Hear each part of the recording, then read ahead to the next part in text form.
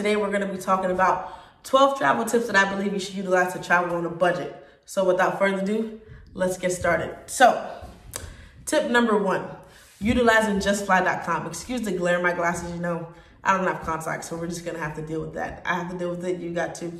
It's okay. But tip number 1, utilize justfly.com. Justfly.com is a great website to help you find the cheapest flights, pretty much, honestly. So how it works is that you go to the site, you type in where you're starting and where you want to go, you put it in, blah, blah, blah, you put in your dates, and it's pretty much going to give you a list of all the airlines for those dates that you chose from cheapest to most expensive. So obviously, we're traveling on a budget. We're going to start on the cheaper end of the thing. So you can do stuff like change the amount of layovers you want, how long you want your layovers to be, if you don't want your flight to be before a certain time, or if you don't want your flight to be after a certain time. You can do all those things. But to me, the best thing about the site is simply that it pretty much cross-references all flights, all airlines, and gives you one list. So that's very helpful. One thing I will say about justfly.com is that I usually don't book through JustFly. I will use JustFly to find the cheap ticket. When it comes to booking it, I will actually go to that airline's website and book through them. That way I know what I'm looking for. I'll get that same price, but instead of booking it through JustFly, I'll book through the airline. The reason I do that is simply because if I ever run into any issue where I need to change something, I don't want it to be a thing where I have to go through JustFly, which is pretty much like a third-party website. I'd rather be able to do it at the airline, at the airport. Tip number 2, utilize Hopper. Hopper is an app. I don't believe they have a website, but Hopper is an app where pretty much it lets you see the cheapest months or the cheapest days when you can travel to a certain place. So for example, let's say I wanted to start off in Washington, D.C. and I wanted to go to Tokyo. If you put that in Hopper, it will give me a list of all the upcoming months, and it would tell me if you go in this month, it's going to be around this price range.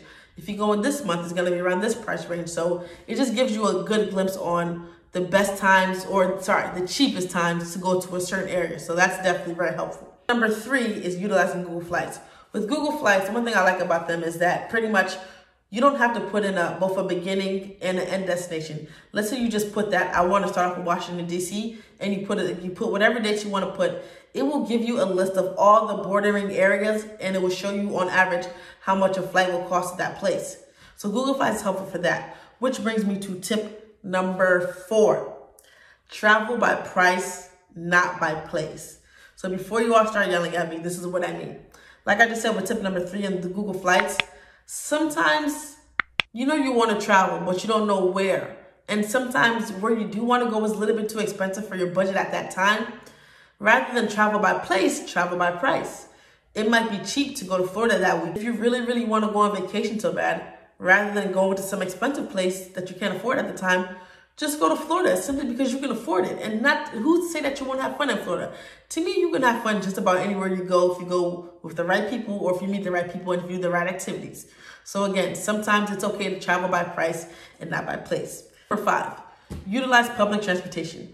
On vacation, I believe that you're supposed to, learn your environment, soak up your environment, and just soak it all up. So I say take buses, trains, mopeds, bike around, all that stuff.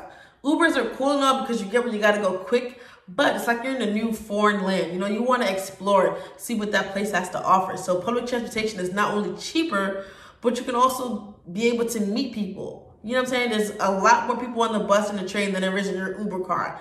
Even if you're doing Uber pool, it might just be one person max. But if you're on a bus or a train, there's plenty of people that you can interact with, meet people, network, yada, yada, and just be able to see all the scenery. Number 6, walk. I cannot stress this enough. On vacation, walk. Stop spending millions of dollars. I'm just kidding, not millions of dollars, obviously. But stop spending so much money on Ubers. You can take an Uber from the airport to your hotel or to your Airbnb or wherever you're staying, but don't use Ubers your entire trip. Save some money. Walk around. I know on vacation, most of y'all eat crazy and probably trying all the new foods, especially if you're in some type of international place. You're probably trying all the new foods.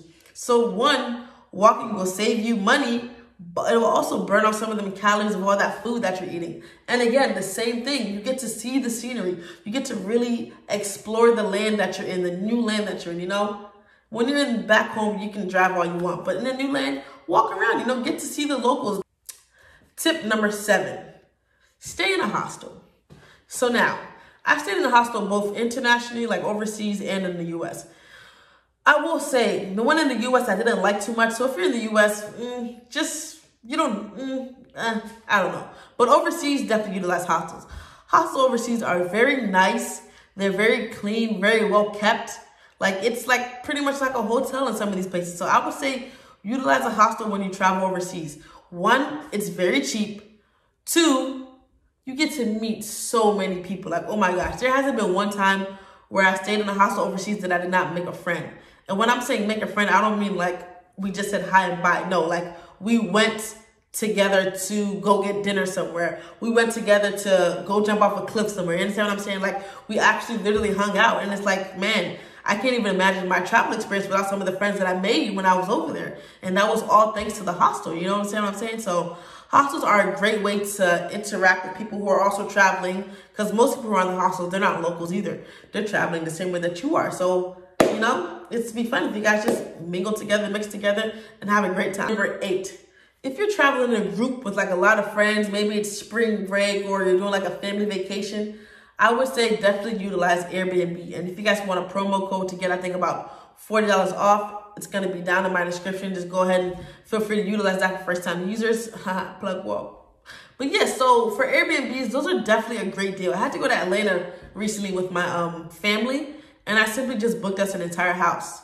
Rather than everybody getting a hotel room, which would have been a lot of money because I have a family of 7, I simply just got us a house, and everything was peachy keen. So yeah, Airbnbs are definitely great when you're traveling with a big group of people. And even if you're doing with a small group of people, you don't want to do a hostel, you could do an Airbnb and just get like a 1-bedroom apartment or something like that. They always have great deals on Airbnb, so check them out. Tip number 9, when traveling, please plan out your days in advance.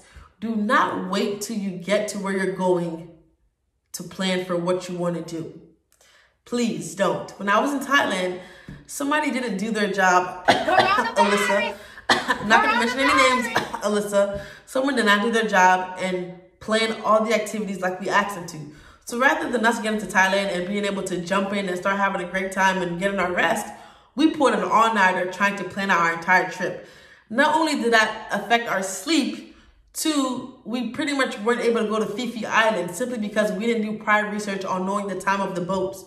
So when we did try to look up everything, it was already too late to even have enough time to get to the boat. So, you know, planning your days in advance can help you save a lot of time. Tip number 10, always compare your rates. And I'll use Florida as an example. When you go to Florida, there's so many places that you can jet ski. So rather than just taking the first place that you see, maybe there's 3 places that's close enough to you. Call all 3 and see which one has a cheaper rate. Ask if they have military discount, student discount, all of those discounts that you can think of. Just ask about it. Ask. The worst they can say is no. Don't always assume that everything is the same price. Which brings me to tip number 11. Bargain.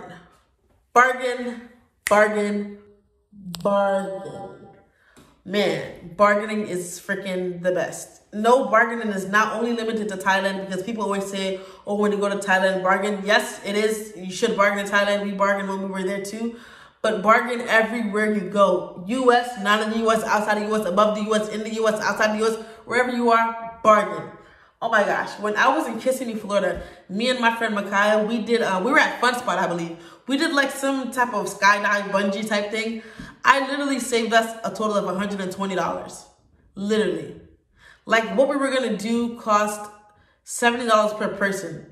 And when I dropped the Kissimmee vlog, you guys will see this in the footage. Like, I recorded the whole thing, how I got the deal like that. It was supposed to be $70 per person.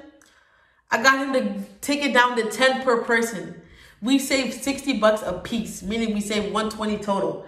All from bargaining. The worst they can always say is no. So just ask. You never know. You might not be disappointed. And last but not least, tip number 12.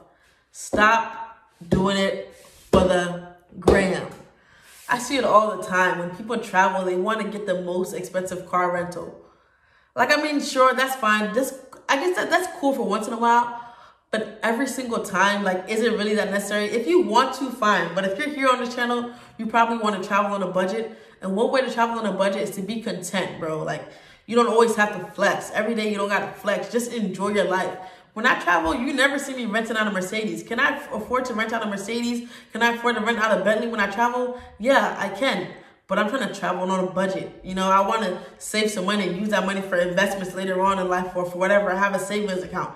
I don't want to blow all of it on vacation and saying when it's not necessary, especially. When I travel, you see me renting out a Toyota, a Kia, a Fiat, you know what I'm saying? Whatever I can get that's reliable, but on also a good price. I don't need to be spending $300 a day on some Lamborghini. Like, come on now, that's too much. And once in a while, that's fine. But again, if you're here, you probably want to travel on a budget, so don't get caught up in doing it for the gram. When you're on vacation, enjoy yourself. Don't be so pressed to always record everything. You know what I'm saying? Live in the moment, enjoy yourself, and have a great day. But yeah, y'all, that was my 12 tips to traveling on a budget. If you think I forgot anything that you utilize and that I probably should start doing, feel free to comment down below. Help me out, help out the other people that's watching this video. But all right, y'all, have a great day.